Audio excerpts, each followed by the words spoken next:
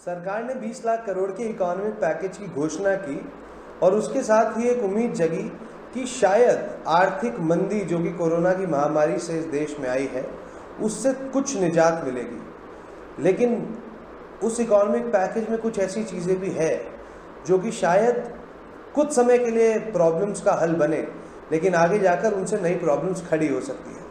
क्या है ऐसा उस इकोनॉमिक पैकेज में, आज बताएंगे हम आपको एट द ब्लंटर।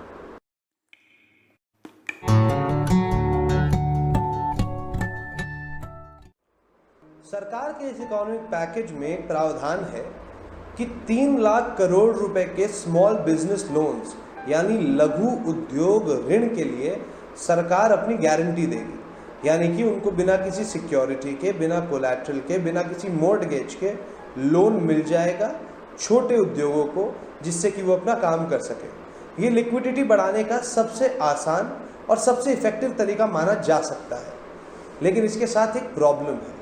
प्रॉब्लम ये है कि जब सरकार गारंटी देगी और अगर इनमें से कोई लोन डिफ़ॉल्ट कर जाता है, चूँकि मंदी का समय है इसलिए कई स्मॉल बिजनेसेस शायद अपनी लायबिलिटीज़ पे डिफ़ॉल्ट करेंगे, यानी कि अपने लोन की किस्तों को चुकाने में असक्षम रहेंगे।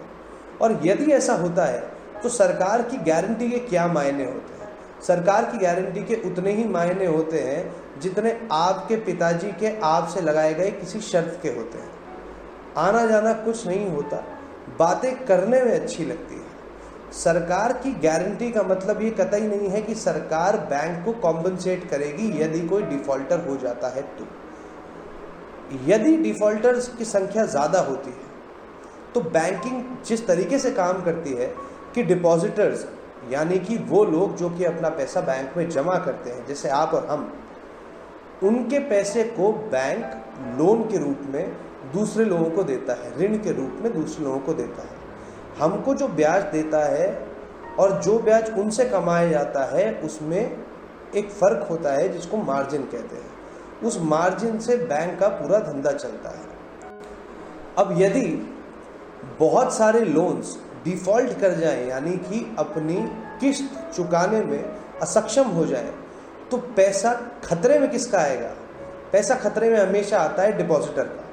लेकिन ये याद रखिए कि वो गारंटीड लोन है, यानी कि वो अनसिक्योर्ड लोन नहीं है। उसके पीछे कागज़ों में ही सही एक ताकत है, यानी कि उसकी एक गारंटी लेने वाली कोई और संस्था बैठी है। अब यदि वो संस्था ऐसी हो कि आपने लोन लिया और मैंने गारंटी दी, तो यदि आप लोन नहीं दे पाएंगे तो बैंक वाले मुझसे वो लोन की रकम वसूलेंगे। लेकिन यदि गारंटर सरकार है तो सरकार से बैंक वाले वो लोन कैसे वसूलेंगे?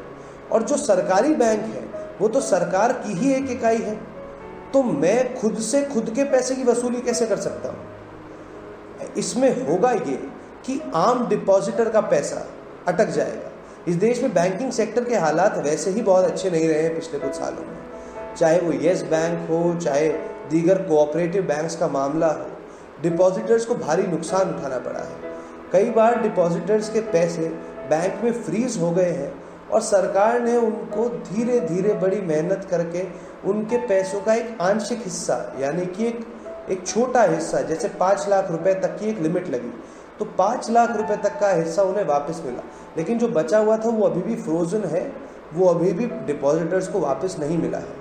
यदि 3 लाख करोड़ के लोन्स में से 50% या 50% भी क्यों, 25% को हम मॉर्टेलिटी मान लेते हैं, यानी 25% लोन्स ऐसे होंगे जिसमें कि किस्त वापस नहीं आएगी, तो ये अमाउंट होता है 75,000 करोड़। यदि 75,000 करोड़ रुपए के लोन्स NPA यानी कि नॉन परफॉर्मिंग एसेट हो जाएंगे, तो पैसा जो ताक पे लगेगा वो होगा डिपॉजिटर्स का। और फिर से एक नया बैंकिंग संकट पैदा होगा इस देश में।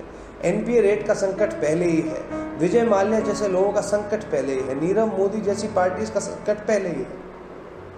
बैंकिंग सेक्टर में जहां भी दिक्कत आएगी, मौत हमेशा एक आम डिपॉजिटर की होगी। और आम डिपॉजिटर यानी कि जो ग्रोइंग मिडिल क्लास है इस देश की, वो आज की इकोनॉमिक प्रोविजंस की बैकबोन है। तो जैसे ही बैंकिंग सेक्टर में दिक्कत होगी वैसे ही इस देश की अर्थव्यवस्था चरमरा जाएगी। ये एक ऐसी स्कीम है जिसके फायदे अगले कुछ महीनों में तो बहुत हो सकते हैं, किंतु ये भी हो सकता है कि इन द लॉन्गर रन, यानी कि आज से 1, 1.5, 2 साल बाद इस स्कीम के बुरे असर, खराब असरात हमारे सामने आए, और अगर ऐसा हुआ तो ये हमारी इकॉनमी के लिए बहुत खतरनाक हो सकता है।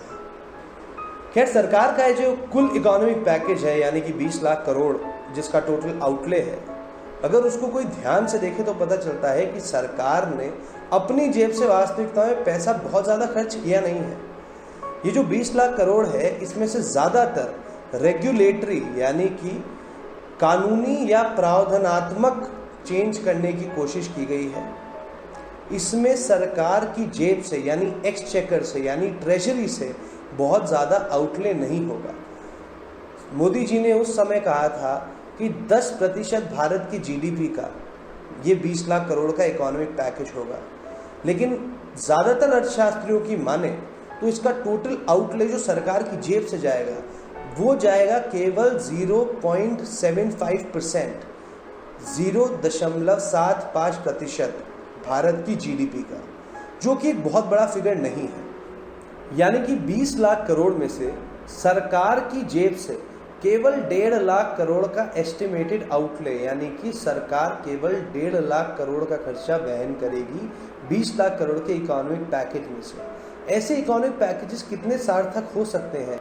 सवाल ये भी है कि इतने कम इंक्रीमेंटल इन्वेस्टमेंट, यानी कि सरकार की तरफ से किया जाने वाला अधिक खर्चा, यानी कि 1.5 लाख करोड़ जो कि सरकार अतिरिक्त खर्च करेगी इस इकोनॉमिक पैकेज के तहत, वो कितना सार्थक होगा कोरोना की महामारी की वजह से उत्पन्न होने वाली आर्थिक दिक्कतों से, इकोनॉमिक प्रॉब्लम से लड़ने के लिए।